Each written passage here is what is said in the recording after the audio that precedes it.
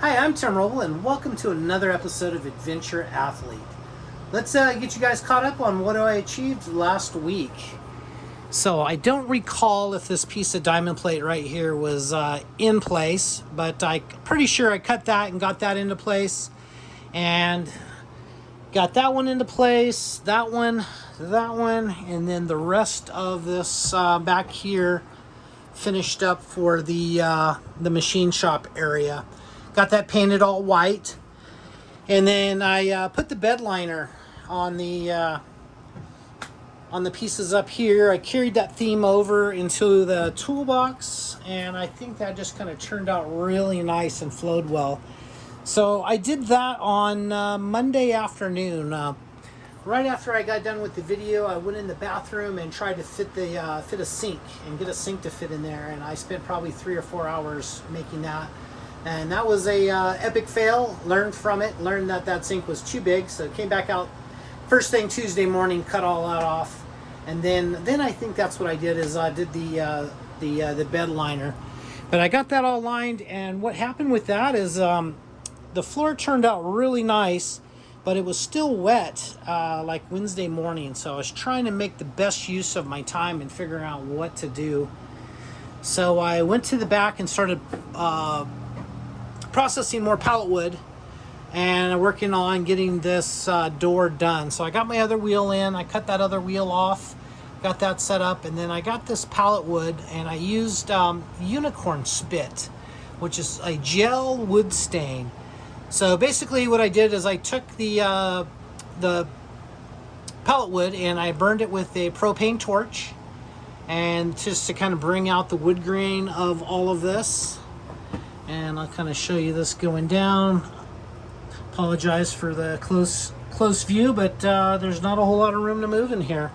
So anyway, what you do with that unicorn spit is you spray the wood with water, and then you put this gel stain on it, and then you take a brush and you just start working it across, and it actually blends really quick. Like this piece of wood is 23 inches, and I think just getting like just the red on there, I think that went within probably 20 to 30 seconds. It just took to wipe that through. And what's really neat about it is you can get really neat stain transitions. So you can see here that's red that's went through, and then the orange blend that starts to come into it. So that worked out really well, and I did both sides as we go in here to the bathroom. So when the door is shut, you will see this other side, and the door rolls really nice now. The frame became more rigid, and reminder, this is pallet wood, so we got little things here that I might have to put some caulking in, but you can kind of see through the gaps a little bit. But that worked out really well, and I'm happy with that. I'm going to carry that theme on with the wood on this, and that'll be visible from both sides. And then through here, I'm going to run the wood to the shower. I'm going to run it, what would that be, horizontal. And then in the shower is going to be vertical. And I'm going to probably aim more for like this cool, like a sea color for at least the shower area. The shower turned out really nice. It's a nice size, 27 by 39. So it's definitely not a small shower. You can see that I have the rock tile. I've had that in for 3 to 4 months, and just now getting that in place just to kind of give me a little inspiration with the color. Like, I really love to walk in and see this finished looking panel. Super happy with how that turned out. Once again, I'm super stoked on that. But always looking for new solutions. So I found this little sink. I did a search on Amazon for tiny sinks and came up with this, and it's basically 7 inches by 14, and it's going to go here long ways. So it'll stick out 7 inches and then go 14. So it'll be a little bit in the shower.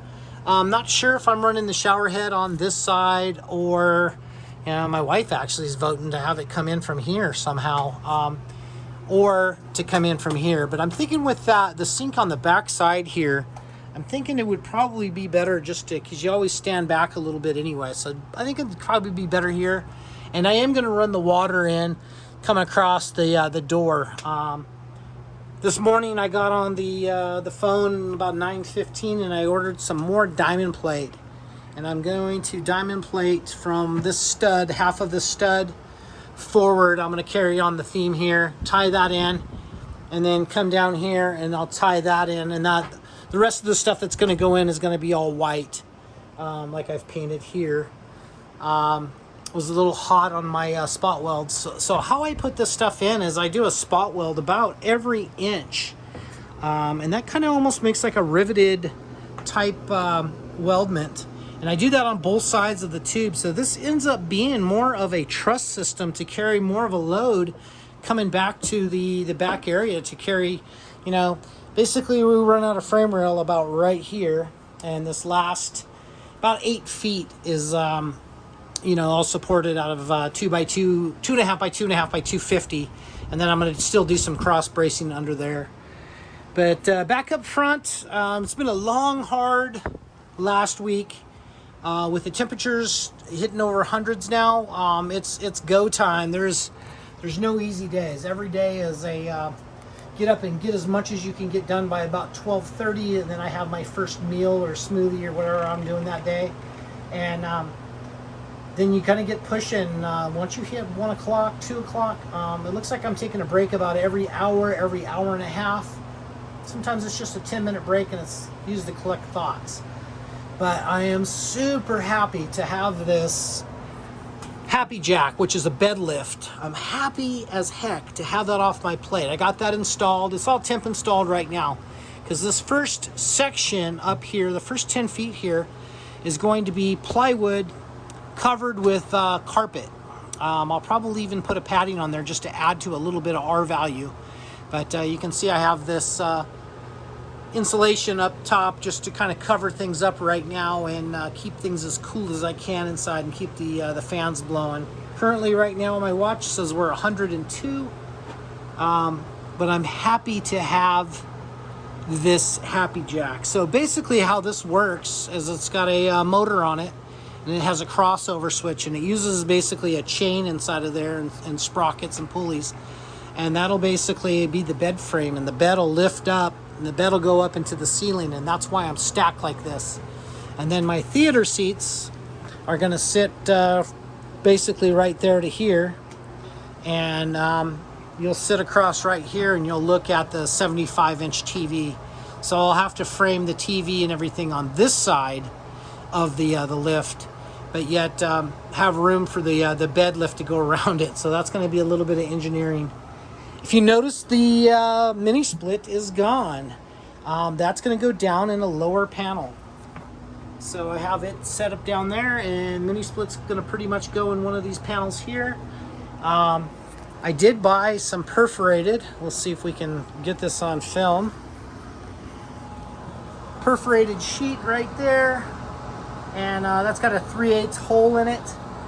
And why I chose that is I don't want a mouse to be able to get in there, and hopefully they can't get through a 3/8 hole. I've seen them squeeze through crazy things, but I want to keep as much as I can out there, but keep a good airflow. So thanks to whoever posted that video on Facebook. That's what's great about social media, is these ideas that you can see this stuff and then apply. He put his behind the rear differential, which, okay, that was kind of a spot that I was like, okay, but that's what he had available, and it looks like it's working for him. But for me, I'm like, ta-da! You could put that right down there and then free up more space here. So this week, starting tomorrow, I'm going to work on that mini split and get that installed, and then I'm going to start working on this structure here, start getting this angle set up, and it's probably going to be pretty close to what we're seeing there. On how I have that insulation laying there, probably pretty close, as that's what it's going to look like. I'm marked out for the pass-through. I still have to weld up the brackets and the hinges. I do want to put in another window, but I think I'm going to wait until I have the structure and the look I want. Plenty of tubing. Got everything ready to go. I don't remember if I talked about putting a door in here, but I'm going to put a door in between the shop and the living habitat, and the door is going to go right here, basically where that piece of diamond plate's going to weld in and go forward. That's where the door hinges are pretty much going to go, and the door is going to open out into the shop. It's going to be made out of the same channel, and I believe this channel is 1 inch by 1/2 inch is what they call it. But honestly, it's probably just a it's probably 3/8 of an inch when you're measuring it. So yeah, that's pretty much what it is. So anyway, that's going to go in, and we're getting close. I'm hungry every day. I come out here and not hungry for food, but hungry for work, and the drive to get this organized and everything in where it needs to go is really it's a driving factor, because it's only going to get hotter. We're about 26 days out for when we leave for our trip, so I would like to have this sheeted. So I'd like to finish fabrication this week of that type of thing. I think I'm going to forego welding out anything inside for the cabinets and everything until later. I think I'm going to get that mini split in and get that sucker running so I can come in here and weld and fabricate in the AC. And I will put the solar panels on the roof. If you guys watched last week's video, then you know the batteries are already in, and the inverter. So we're all kind of set there, and we're ready to really make this thing start happening. And in my opinion, it's probably not going to be too long until we have something that actually looks like something. There's still going to be a ton of work. There's still 2-3 months of work to do. I'm hoping by mid-September to make it out to the desert for my first trials event, and then to travel a little bit and work on the truck as we go. But we'll see how that goes. Might be best just to take the adventure truck out there and knock that out, come back, and then take this. I do want to take the drive shafts off of this and go get them balanced, and make sure that there's not going to be any issues there. And then I still have to mount 8 tires and wheels, so brand new tires and wheels for the vehicle. So still a lot on my plate, but man, I'm passionate about it. I'm living a life of my best life.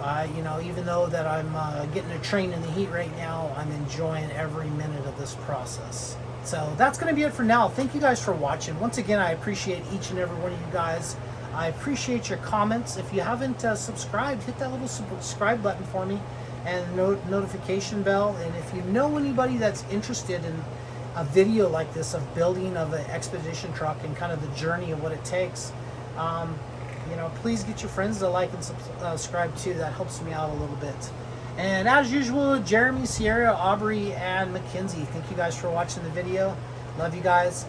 That's going to be it for now. I'm Tim Roble, and I'll catch you guys here next time.